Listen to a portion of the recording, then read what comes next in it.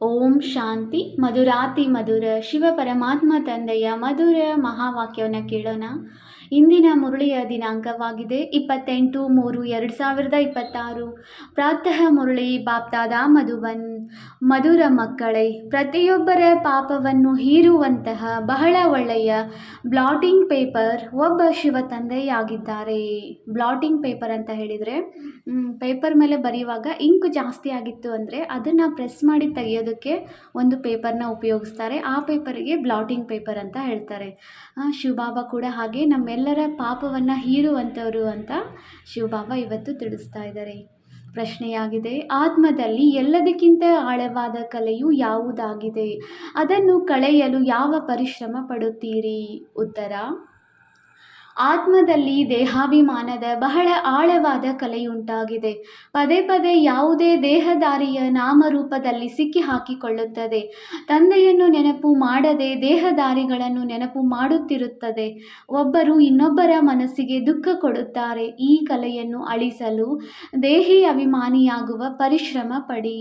ಗೀತೆಯಾಗಿದೆ, ಮುಖವನ್ನು ನೋಡಿಕೋ ಪ್ರಾಣಿ. ಓಂ ಶಾಂತಿ. ಮಧುರಾತಿ ಮಧುರ ಎಲ್ಲ ಸೇವಾ ಕೇಂದ್ರಗಳ ಮಕ್ಕಳು ಗೀತೆಯನ್ನು ಕೇಳಿದಿರಿ. ಈಗ ತಮ್ಮನ್ನು ನೋಡಿಕೊಳ್ಳಿ.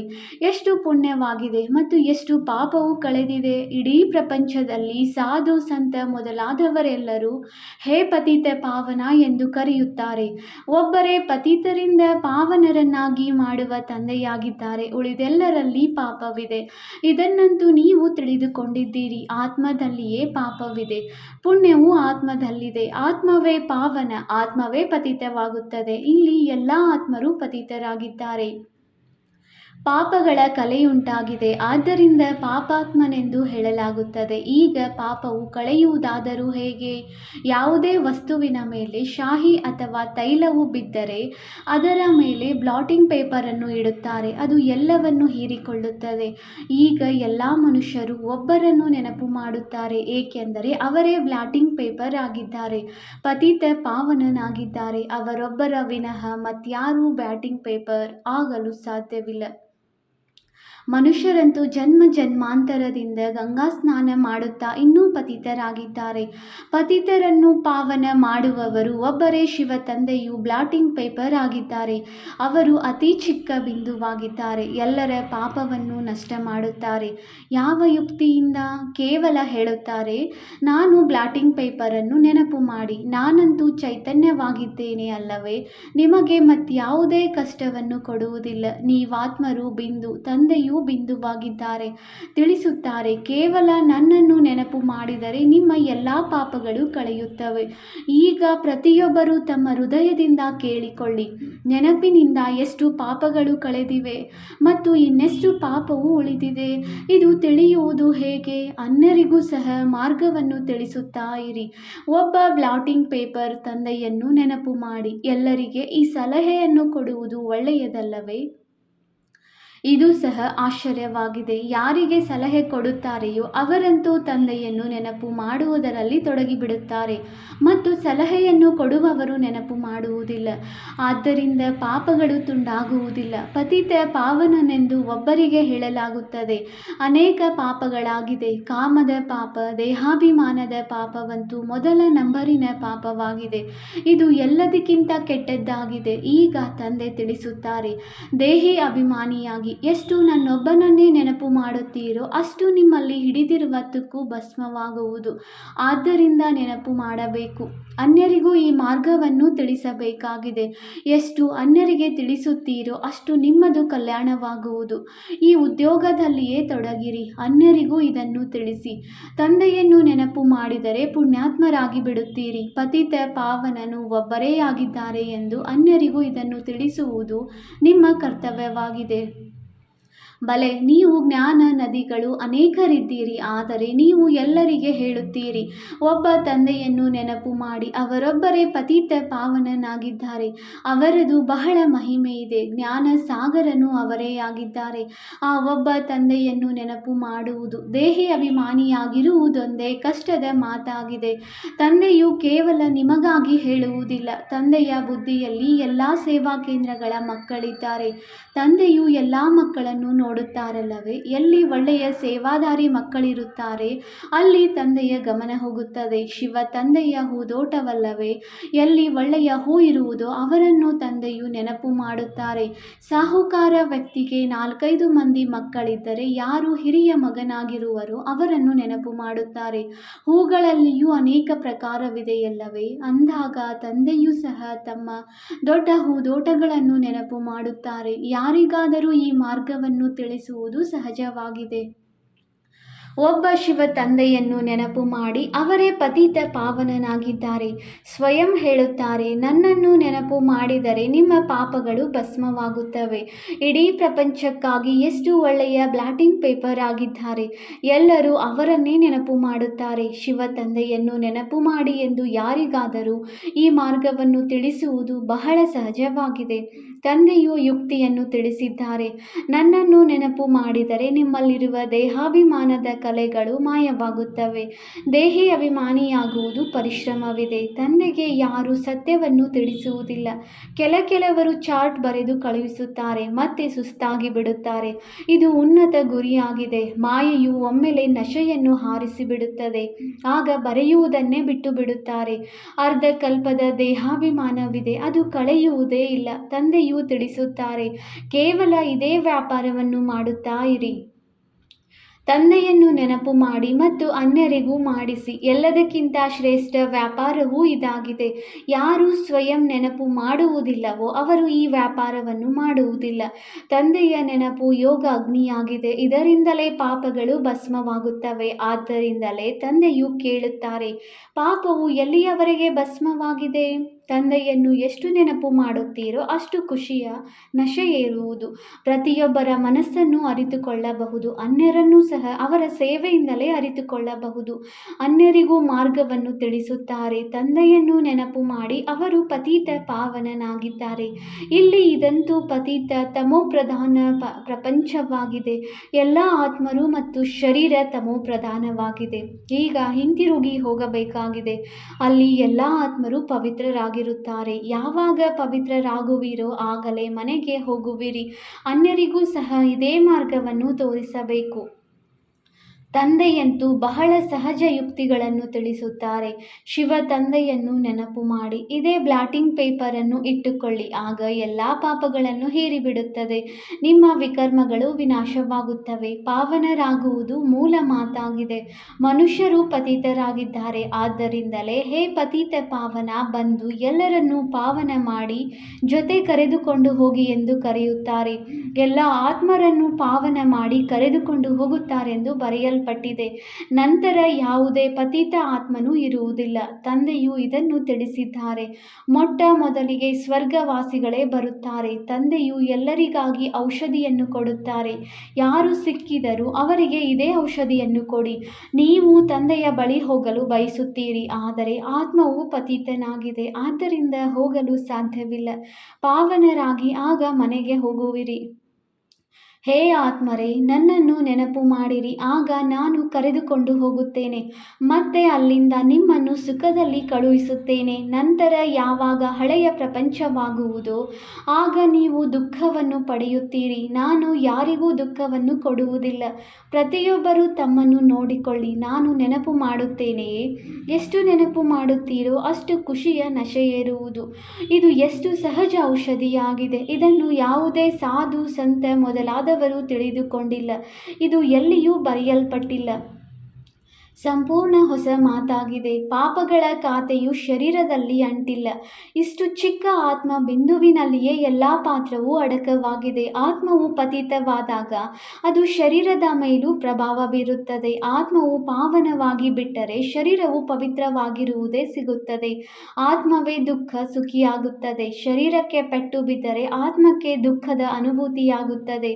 ಇವರು ದುಃಖಿ ಆತ್ಮ, ಇವರು ಸುಖಿ ಆತ್ಮ ಎಂದು ಹೇಳಲಾಗುತ್ತದೆ. ಇಷ್ಟು ಚಿಕ್ಕ ಆತ್ಮವು ಎಷ್ಟೊಂದು ಪಾತ್ರವನ್ನು ಅಭಿನಯಿಸುತ್ತದೆಯಲ್ಲವೇ? ಆಶ್ಚರ್ಯವಲ್ಲವೇ? ತಂದೆಯೇ ಸುಖ ಕೊಡುವವರಾಗಿದ್ದಾರೆ. ಆದ್ದರಿಂದ ನೆನಪು ಮಾಡುತ್ತಾರೆ. ದುಃಖ ಕೊಡುವವರು ರಾವಣನಾಗಿದ್ದಾರೆ. ಎಲ್ಲದಕ್ಕಿಂತ ಮೊದಲು ದೇಹಾಭಿಮಾನವು ಬರುತ್ತದೆ. ಈಗ ತಂದೆಯು ತಿಳಿಸುತ್ತಾರೆ, ನೀವು ಆತ್ಮಾಭಿಮಾನಿಯಾಗಬೇಕಾಗಿದೆ. ಇದರಲ್ಲಿ ಬಹಳ ಪರಿಶ್ರಮವಿದೆ. ತಂದೆಗೆ ಗೊತ್ತಿದೆ. ಸತ್ಯ ಹೃದಯದಿಂದ ಯಾವ ಯುಕ್ತಿಯಿಂದ ನೆನಪು ಮಾಡಬೇಕೋ ಹಾಗೆಯೇ ನೆನಪು ಮಾಡುವವರು ಬಹಳ ವಿರಳ. ಇಲ್ಲಿಯೇ ಇದ್ದರೂ ಸಹ ಬಹಳ ಮರೆತು ಹೋಗುತ್ತಾರೆ. ಒಂದು ವೇಳೆ ದೇಹಿ ಅಭಿಮಾನಿಯಾಗಿದ್ದರೆ ಯಾವುದೇ ಪಾಪ ಮಾಡುವುದಿಲ್ಲ. ಕೆಟ್ಟದ್ದನ್ನು ಕೇಳಬೇಡಿ. ಇದು ತಂದೆಯ ಆದೇಶವಾಗಿದೆ. ಇದು ಕೋತಿಗಳಿಗಾಗಿ ಅಲ್ಲ, ಮನುಷ್ಯರಿಗೆ ಸಲ್ಲುತ್ತದೆ. ಮನುಷ್ಯರು ಮಂಗನಂತಾಗಿದ್ದಾರೆ. ಆದ್ದರಿಂದ ಕೋತಿಯ ಚಿತ್ರವನ್ನು ತೋರಿಸಿದ್ದಾರೆ. ಇಂಥವರು ಅನೇಕರಿದ್ದಾರೆ. ಇಡೀ ದಿನ ಪರಚಿಂತನೆ ಮಾಡುತ್ತಾರೆ. ಆದ್ದರಿಂದ ತಂದೆಯು ತಿಳುವಳಿಕೆ ನೀಡುತ್ತಾರೆ. ಕೆಲವು ಸೇವಾ ಕೇಂದ್ರಗಳಲ್ಲಿ ಈ ರೀತಿ ಇರುತ್ತಾರೆ. ಒಬ್ಬರು ಇನ್ನೊಬ್ಬರಿಗೆ ದುಃಖವನ್ನೇ ಕೊಡುತ್ತಿರುತ್ತಾರೆ. ಕೆಲವರು ಒಳ್ಳೆಯವರೂ ಇದ್ದಾರೆ. ತಂದೆಯ ನೆನಪಿನಲ್ಲಿರುತ್ತಾರೆ, ತಿಳಿದುಕೊಳ್ಳುತ್ತಾರೆ. ಮನಸ್ಸ ವಾಚ ಕರ್ಮಣ ಯಾರಿಗೂ ದುಃಖವನ್ನು ಕೊಡಬಾರದು. ವಾಚಾದಿಂದಲೂ ಯಾರಿಗಾದರೂ ದುಃಖ ಕೊಟ್ಟರೆ ದುಃಖಿಯಾಗಿ ಸಾಯುತ್ತಾರೆ. ತಂದೆಯು ತಿಳಿಸುತ್ತಾರೆ, ನೀವು ಮಕ್ಕಳು ಎಲ್ಲರಿಗೆ ಸುಖ ಕೊಡಬೇಕಾಗಿದೆ. ಎಲ್ಲರಿಗೆ ಹೇಳಿರಿ, ಆತ್ಮಾಭಿಮಾನಿಯಾಗಿ ತಂದೆಯನ್ನು ನೆನಪು ಮಾಡಿ. ಮತ್ಯಾವುದೇ ಹಣದ ಲೇವಾದೇವಿಯ ಮಾತಿಲ್ಲ. ಕೇವಲ ಪ್ರಿಯ ತಂದೆಯನ್ನು ನೆನಪು ಮಾಡಿದರೆ ನಿಮ್ಮ ವಿಕರ್ಮಗಳು ಭಸ್ಮವಾಗುತ್ತವೆ. ನೀವು ವಿಶ್ವದ ಮಾಲೀಕರಾಗಿ ಬಿಡುತ್ತೀರಿ. ಭಗವಾನ್ ವಾಚ್ ಮನ್ಮನಾಭವ. ಒಬ್ಬ ತಂದೆಯನ್ನು ಹಾಗೂ ಆಸ್ತಿಯನ್ನು ನೆನಪು ಮಾಡಿ. ಪರಸ್ಪರ ಮತ್ತೇನನ್ನೂ ಮಾತನಾಡಬೇಡಿ.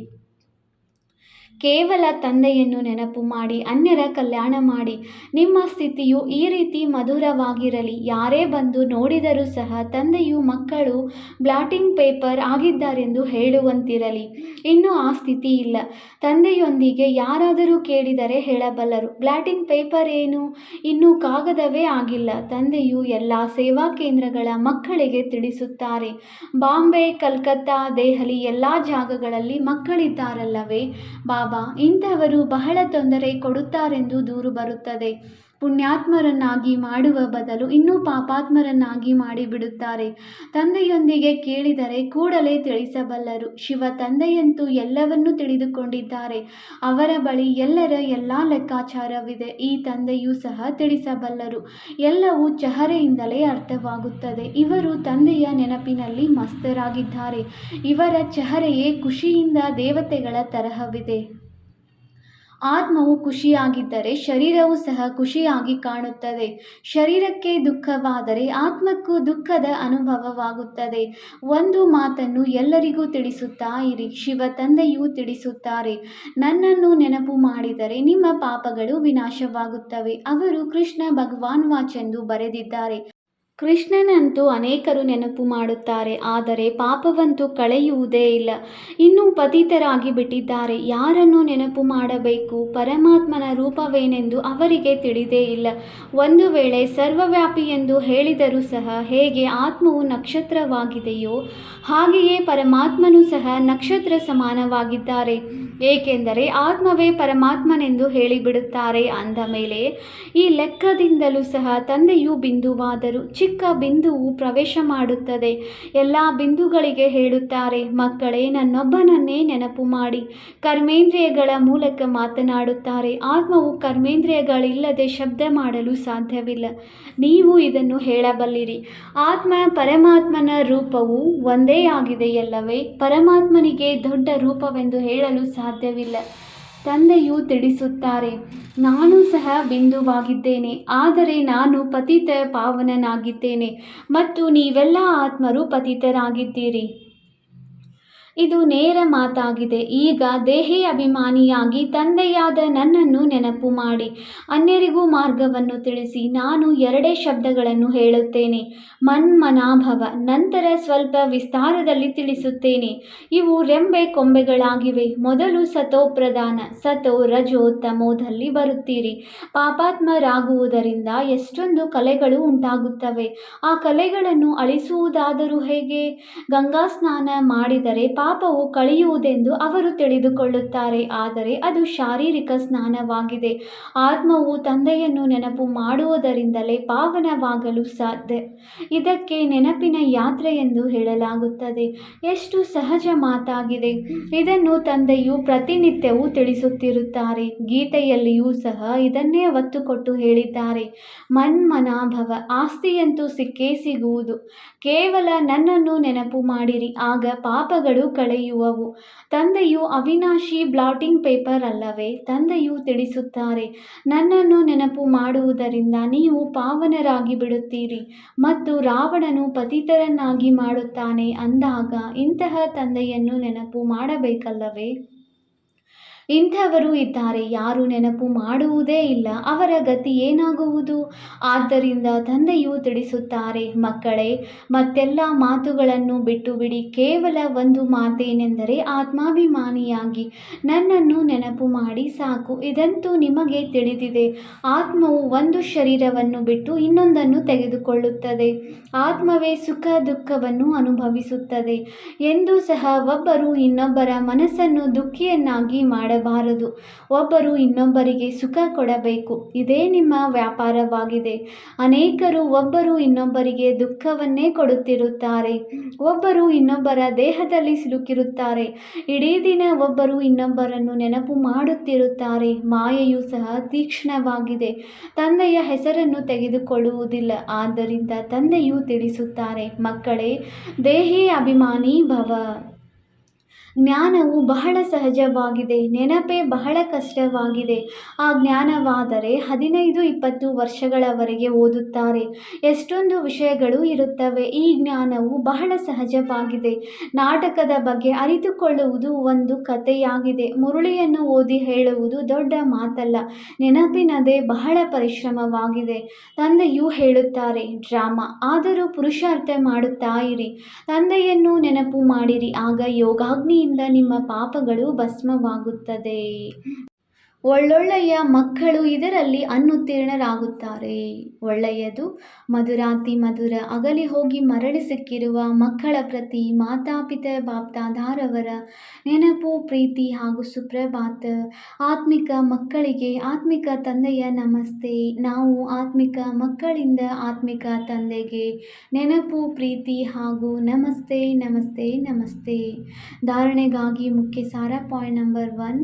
ಎಂದು ಯಾರದೇ ಮನಸ್ಸನ್ನು ದುಃಖಿಯನ್ನಾಗಿ ಮಾಡಬಾರದು.